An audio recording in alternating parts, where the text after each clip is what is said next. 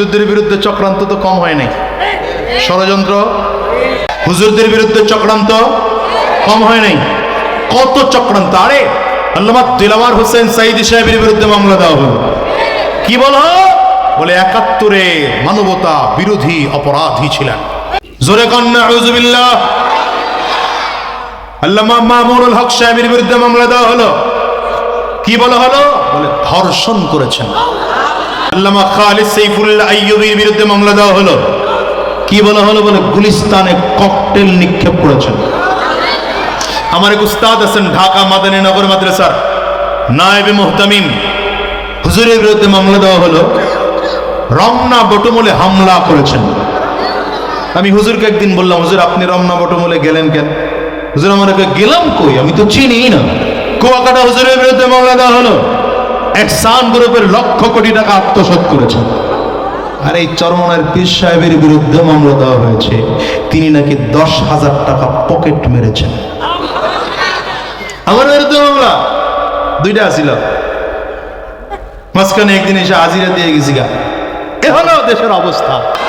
বলগল উলা বিকমালিহি, বলগল উলা বিকমালিহি, বলগল উলা বিকমালিহি, কশফত দুজা বিজমালিহি, বলগল উলা বিকমালিহি, কশফত দুজা বিজমালিহি, حسنت جميع خصاله صلوا عليه وآله، پڑھنا صلوا عليه وآله، بلغ العلا بكماله، بلغ العلا بكماله، بلغ العلا بكماله، كشفت دجى بجماله، حسنت جميع خصاله صلوا عليه وآله، حسنت جميع خصاله صلوا عليه وآله، بلغ العلا بكماله۔ رہے میرا مسکن عوالیے کعبہ، بنے میرا مدفن دیار مدینہ، بلغ العلا بکمالہ، کشفت সবাই বলেন বলগল উলা বিকমালিহি, কশফত حسنت جميع خصاله صلوا عليه وآله، بلغ العلا بكماله، بلغ العلا بكماله۔ لنا شمس وللآفاق شمس، لنا شمس وللآفاق شمس، وشمسي أفضل شمس السماء، فإن الشمس تطلع بعد الفجر، وشمسي تطلع بعد العشاء۔ আম্মা যারা এসা বলেন, দুনিয়ার মানুষ, আল্লাহ তাআলা গোটা পৃথিবীতে আমার জন্য দুইটা সূর্য বানিয়েছে। এক সূর্য আল্লাহর পূর্ব আকাশে প্রতিদিন ফজরের পরে উদিত হয়, আর এক সূর্য আমার ঘরে নবী মুহাম্মদুর রাসূলুল্লাহ সাল্লাল্লাহু আলাইহি ওয়াসাল্লাম প্রতিটা দিন ইশার নামাজের পরে আমার ঘরে উদিত হয়। এত সুন্দর করে নবীকে আল্লাহ বানাইছে। যেমন নবীর কণ্ঠ সুন্দর, তেমন নবীর চাহনি সুন্দর, তেমন নবীর ব্রেন সুন্দর, তেমন নবীর আখলাক সুন্দর, তেমন নবীর হাত সুন্দর, তেমন নবীর সিনা সুন্দর, তেমন নবীর পিঠ সুন্দর, তেমন নবীর পেট সুন্দর, তেমন নবীর পা সুন্দর, কোটা সৌন্দর্য দিয়েই নবীকে বানানো হয়েছে। মানে মনে হয় যেন সৌন্দর্যের উদাহরণ আল্লাহ তাআলা নবীজির মাধ্যমে গোটা পৃথিবীর কাছে উপস্থাপন করেছে। এই জন্যে শেখ সাদি রহমতুল্লাহ আলাইহি নবীজির বর্ণনা দিতে গিয়ে কয় হাসানাত জামিউ খিসাল, সব যত উত্তম চরিত্র হতে পারে হুজুর সব আপনার কাছে পাওয়া যায়। সুবহানাল্লাহ, পাওয়ার নাই রে, আরে কপাল ভরা জাতি সুবহানাল্লাহ কইতে পারে না, জোরে চিল্লায় আওয়াজ করে বলেন না সুবহানাল্লাহ।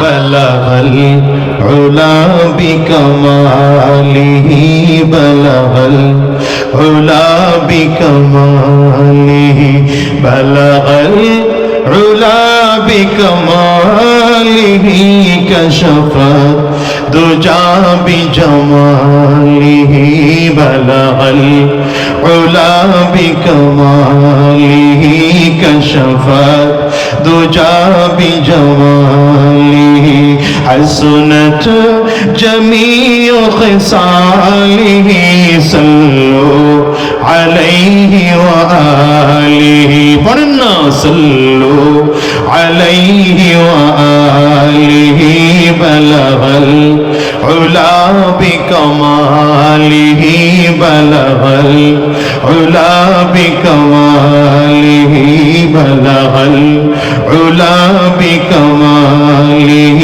كشفت دجى بجماله، حسنت جميع خصاله صلوا عليه وآله، حسنت جميع خصاله صلوا عليه وآله، بلغ العلا بكماله،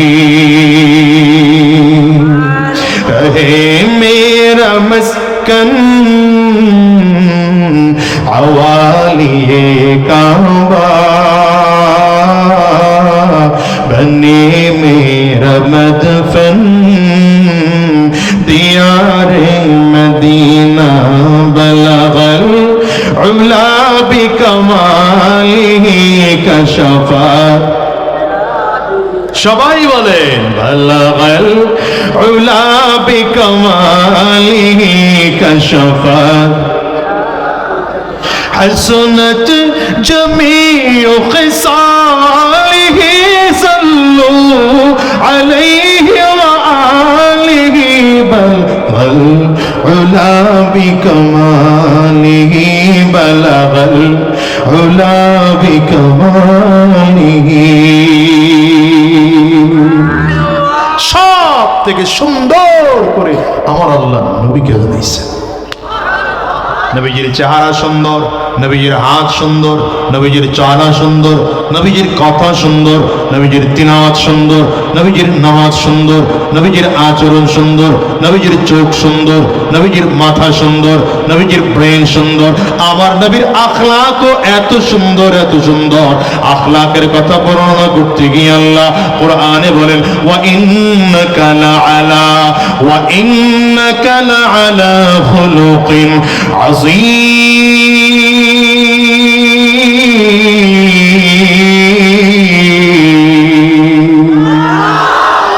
পয়গম্বর আপনাকে মহান চরিত্রের অধিকারী, আপনি মহান চরিত্রের অধিকারী। চিল্লা জোরে আল্লাহু আকবার বলা যাবে না? নবীজির আকৃতিগত দিক থেকে যেমন দেখা যেত আবু জাহলকেও তেমনই দেখা যেত, কিন্তু যদি আমার নবীর নাম নেই মুহাম্মদ, এই ভরা মজলিসে আমার নবীর নাম নিলাম মুহাম্মদ। দেখছেন দেখছেন দেখছেন, বলা লাগে নাই, বলা এমনি শুরু করছেন, ঠিক না? নবীজির নাম নিলাম মুহাম্মদ সাল্লাল্লাহু আলাইহি ওয়াসাল্লাম। এই নবীজির নাম নিলাম মানে হলো নবীজির উপরে দুরূদ পড়লাম। যে মজলিসে নবীর নাম না হয় সেই মজলিসে দুরূদ পড়া ওয়াজিব হয়ে যায়। একই মজলিসে যদি বার নবীর নাম না হয়, অন্তত একবার সমস্বরে দুরূদ পড়া ওয়াজিব। সবথেকে ছোট দরুদ হলো সাল্লাল্লাহু আলাইহি ওয়াসাল্লাম, ঠিক না? বলেন না ঠিক না?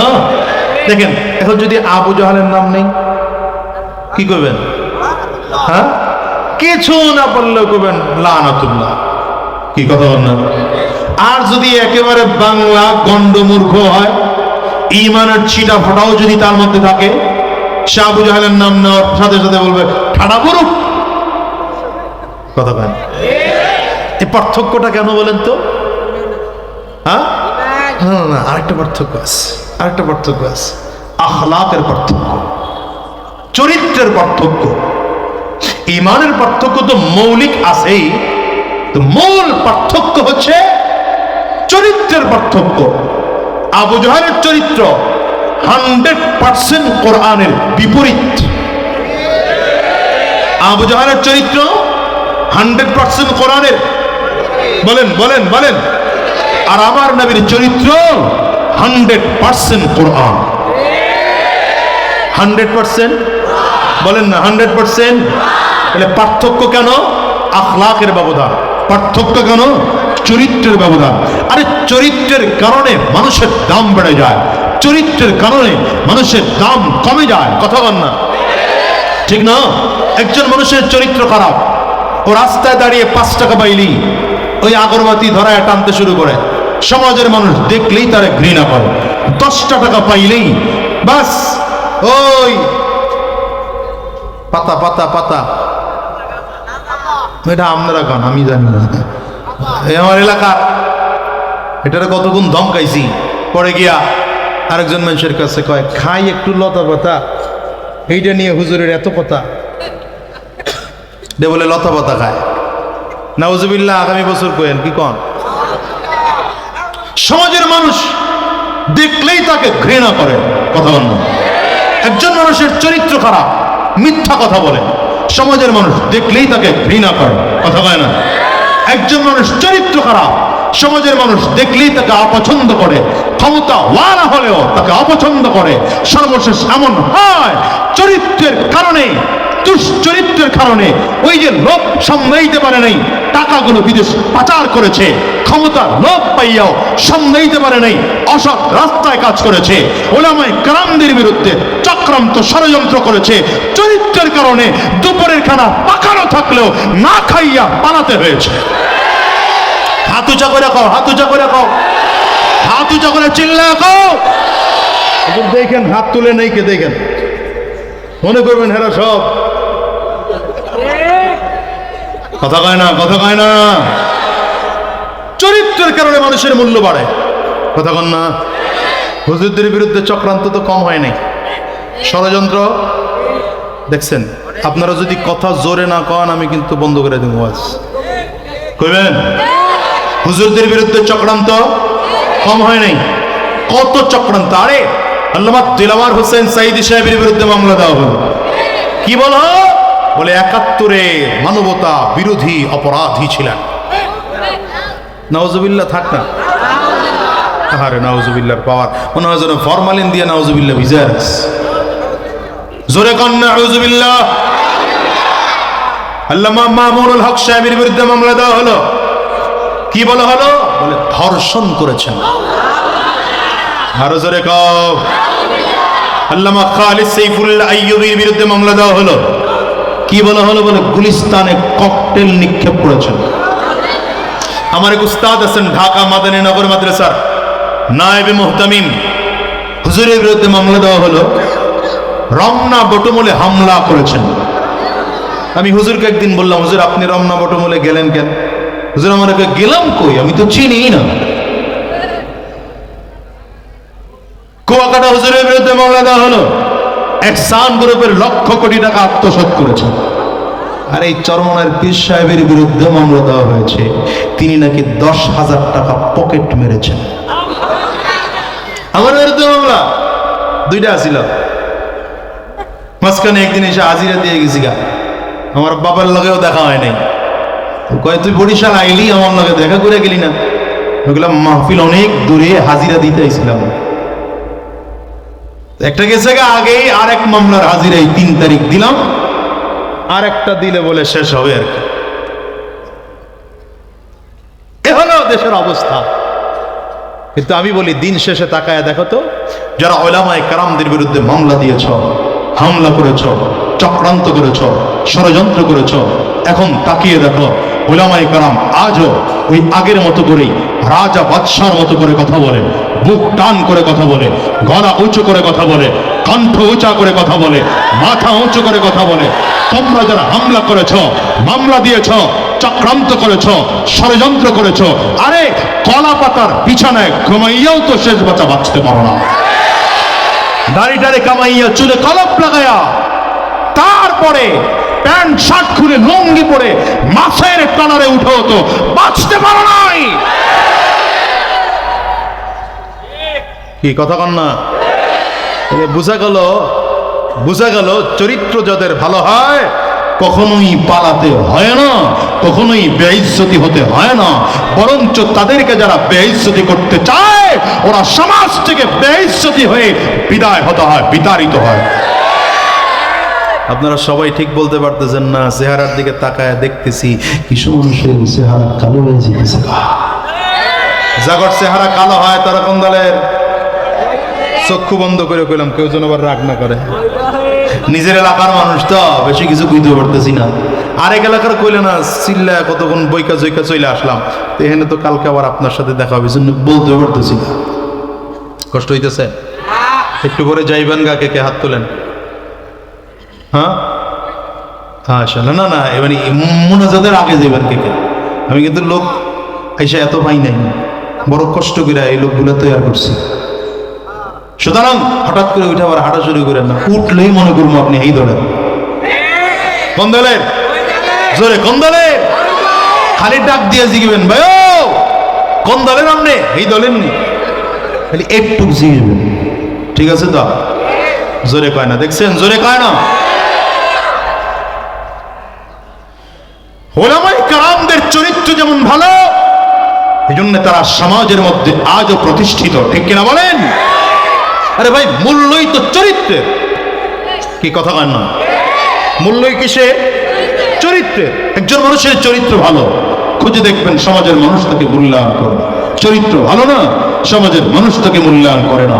আমার নবীর চরিত্র, আমার নবীর চরিত্রের কারণে নবীজি মূল্যায়িত হয়েছে। গোটা পৃথিবীর মধ্যে আল্লাহ ঘোষণা দিলেন সাইয়্যিদুল আম্বিয়া, ইমামুল আম্বিয়া, সাইয়্যিদুল মুরসালিন, ইমামুল মুরসালিন।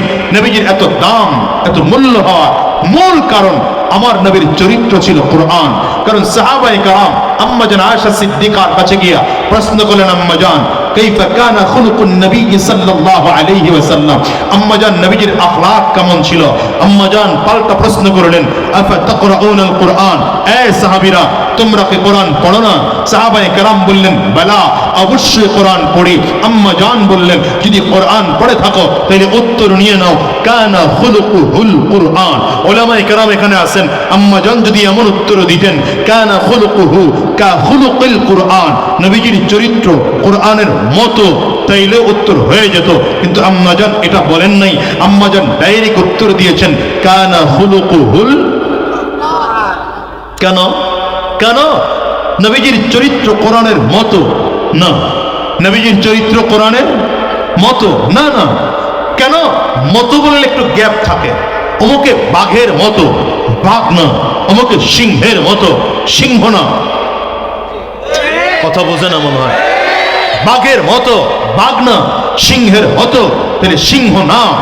আমার নবীর চরিত্রের ব্যাপারে যদি বলা হতো নবীজির চরিত্র কোরআনের মতো, তাইলে মনে হতো নবীজির চরিত্রের সাথে কোরআনের সাথে সামান্যতম গ্যাপ থাকতে পারে, একটু গ্যাপ থাকতে পারে। আম্মা জান বললেন, না না, নবীজির চরিত্র কোরআনের মতো নয়। কানা খুলুকুহুল কুরআন, নবীজির চরিত্রটাই হলো কোরআন। তার মানে আল্লাহ তাআলা গোটা পৃথিবীতে কোরআন যা পাঠিয়েছেন আমার নবীজির চরিত্র তা করে আল্লাহ পাঠিয়েছেন। আমি বুঝানোর জন্য মাঝে মাঝে বলি, আল্লাহ তাআলা গোটা পৃথিবীতে দুইটা কোরআন পাঠিয়েছেন, এক হলো থিওরিক্যাল, এক হলো প্র্যাকটিক্যাল। থিওরিক্যাল কোরআন হলো আমার কাছে, আপনার কাছে এই যে কোরআন, প্রিন্টেড কোরআন আছে 114 সূরাওয়ালা, 30 পারাওয়ালা এই প্রিন্টেড কোরআনটা হলো থিওরিক্যাল কোরআন, আর প্র্যাকটিক্যাল কোরআন হলো আমার আপনার নবী সরওয়ারে কায়নাত সরওয়ারে দু আলম আহমদ মুজতবা মুহাম্মদ মুস্তাফা। চিৎকার করে জোরে বলেন সাল্লাল্লাহু আলাইহি। বিশ্বাস হয়? এই চরিত্রের কারণে মানুষের দাম বাড়ে ভাই। চরিত্রের কারণেই তো আল্লাহ প্রিয় হওয়া যায়, চরিত্রের কারণেই তো একজন মানুষ গুনাহ থেকে বাঁচে।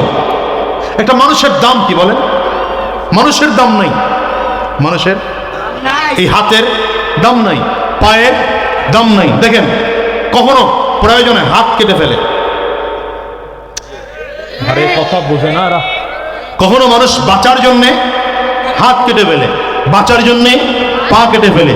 তার মানে আমি বাঁচতে চাই, কারণ হাত যদি এখন না কাটি পচন সামনের দিকে আগাবে, তখন বেশি কাটতে হবে, হাত কেটে ফেলে দিলাম। কিন্তু কখনো কখনো এমন হয় হাতের চেয়ে বাঁচার মূল্য বেশি হয়, হাত কেটে দিলাম বাঁচার জন্যে, পা কেটে ফেললাম বাঁচার জন্যে।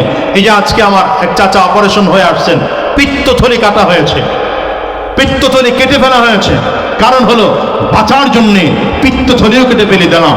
আরে মানুষের তো কোনো মূল্য নেই, প্রসেসিং এর কারণে মূল্য হয়। এই লোহার কি দাম আছে? এই লোহাটার কি দাম আছে? দাম আছে? এটা যদি এখানে স্ট্যান্ড বানানো না হতো, এই লোহাটা কেজি দরে বাজারে বিক্রি করলে এটার দাম কত? 200 টাকার উপরে। কথা কয় না? 200 টাকার উপরে। কিন্তু এখন এটা 1000 টাকাও পাবেন না। কেন? লোহাটাকে প্রসেসিং করে, স্টিলটাকে প্রসেসিং করে কথা বলার উপযোগী বানানো হয়েছে। কি কথা কয় না? এই যে মাইক্রোফোনে কথা বলতেছি, তো লোহা, কিছু তামা, কিছু দস্তা, কিছু ওই কি বলে প্লাস্টিক, কিছুটা ওই যে চুম্বক আছে, এগুলোর দাম কি আছে? ওজন করে বিক্রি করেন, 100 টাকায় বিক্রি হবে না। অথচ এই মাইক্রোফোনের দাম 5000 আছে, 10,000, 50,000, 5 লাখ টাকা দামের মাইক্রোফোন আছে। কে বাড়ালো? এই মূল্যটা বাড়লো কি করে? প্রসেসিং এর কারণে। কিসের কারণে? এই যে বক্স 10,000, 20,000, 50,000 করে যে লোহা ওখানে দেওয়া আছে, যে প্লাস্টিক দেওয়া আছে, যে অ্যালুমিনিয়াম দেওয়া আছে, কেজি দরে বিক্রি করলে 1000 টাকার বেশি না। কথা কয় না? কোনো মূল্য আছে? কোনো মূল্য আছে? এই মূল্যটা বাড়লো কেমনে? প্রসেসিং এর কারণে। কিসের কারণে? এই যে মোবাইল, এক একটা মোবাইলের দাম 30,000, 40,000, 50,000, 1 লাখ, 1.5 লাখ, 2 লাখ, 2.5 লাখ। কথা কন না?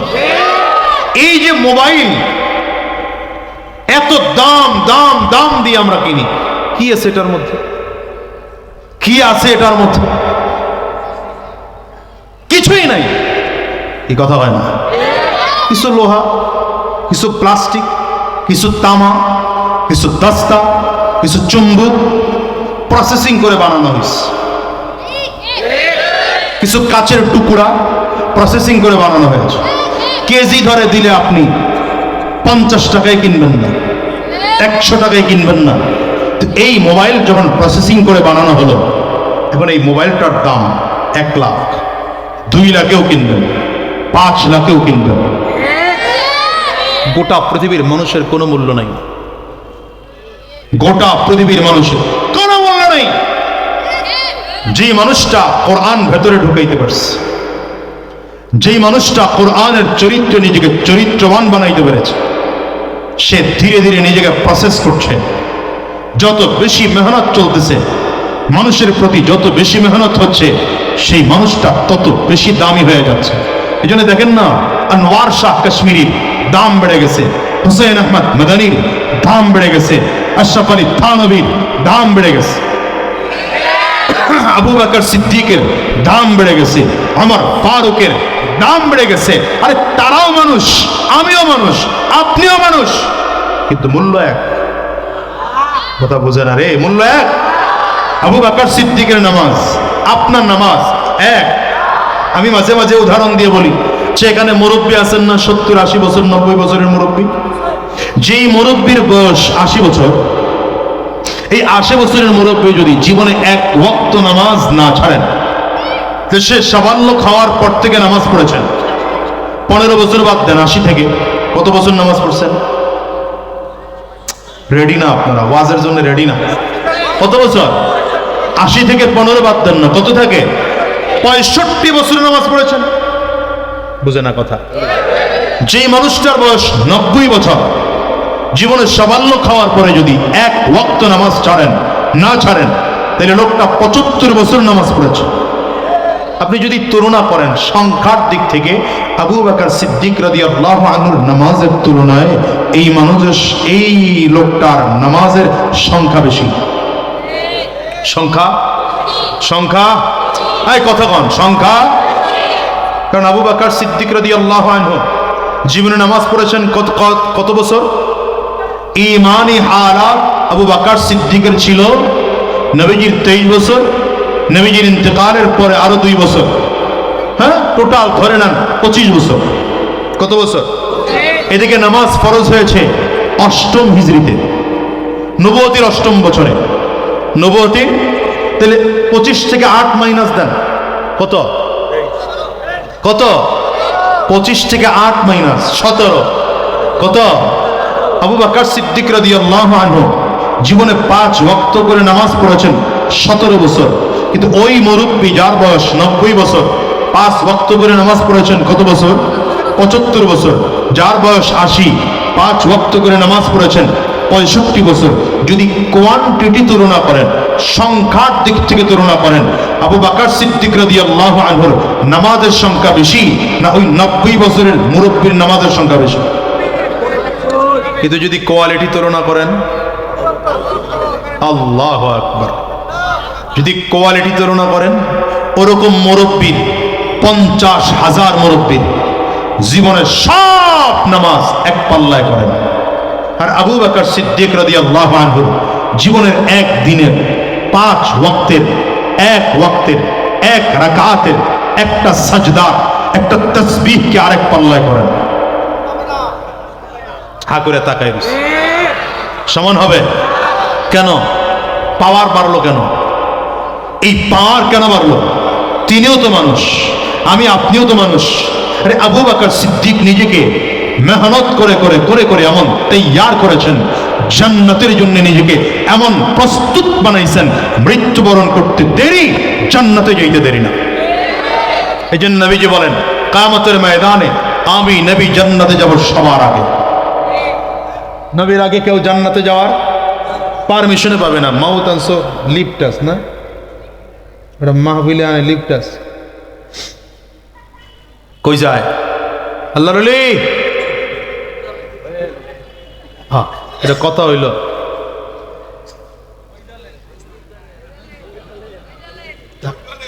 হুজুর মানুষ তো শরম দিয়েন না, এমনি শরম দিছে।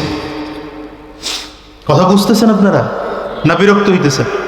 বিরক্ত হইলে আমার কইেন, আমি কিন্তু আপনার করে আপন মনে করি, এই জন্য কথা বলি, বুঝলেন নাই? নিজের এলাকার মানুষ, এই জন্য কথা বলি। কি বললাম?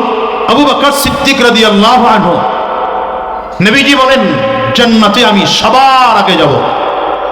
নবীজির আগে কেউ জান্নাতে যাওয়ার পারমিশনটাই পাবে না।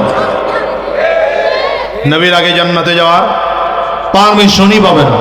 সবার আগে আমার নবী জান্নাতে যাবেন। তো নবী বলেন, আমার জান্নাতে যাওয়ার সিরিয়াল শেষ হলে নবীদের জান্নাতে যাওয়ার সিরিয়াল শুরু হবে। নবীদের জান্নাতে যাওয়ার সিরিয়াল শেষ, তো উম্মতের জান্নাতে যাওয়ার সিরিয়াল শুরু হবে। সবার আগে সর্বপ্রথম জান্নাতের 8টা দরজা একসাথে খুলে দেওয়া হবে। আবু বকরকে ডাকা হবে, আমার এই গেট দিয়ে প্রবেশ করো, আমার এই গেট দিয়ে প্রবেশ করো। জান্নাতের লাল গালিচা বিছিয়ে দেওয়া হবে। ফেরেশতারা দাঁড়িয়ে দাঁড়িয়ে ডাকতে থাকবেন, মারহাবা মারহাবা বলে ডাকতে থাকবেন। যেই দরজা দিয়ে ঢুকতে মনে চায় আবু বকর সেই দরজা দিয়ে ঢুকতে পারবে। ইন্নী লাআরাফু রাজুলান বিইসমিহি ওয়া বিইসমি আবিহি ওয়া উম্মিহি লায়াতি বাবাম মিন আবওয়াবিল জান্নাহ ফায়ুকালু লাহু মারহাবান মারহাবা। নবী আমার ডেকে বলেন, সাহাবীরা, আমি এমন একজন লোকের নাম জানি, তার বাবার নামটাও জানি, তার মায়ের নামটাও জানি, বংশ পরিচয় ভালো করে জানি। এই মানুষটা যখন কিয়ামতের ময়দানে জান্নাতের গেট দিয়ে ঢুকতে থাকবে, জান্নাতি ফেরেশতারা তাকে আমন্ত্রণ নিমন্ত্রণ জানানো জন্য দুই দিক থেকে বেগলাল গালিচা বিছিয়ে জান্নাতের গেটের মধ্যে দাঁড়িয়ে যাবে। আল্লাহর বান্দা যখন জান্নাতের গেট দিয়ে ঢুকতে থাকবে, মারহাবা মারহাবা বলে ফেরেশতারা নিমন্ত্রণ জানাবে।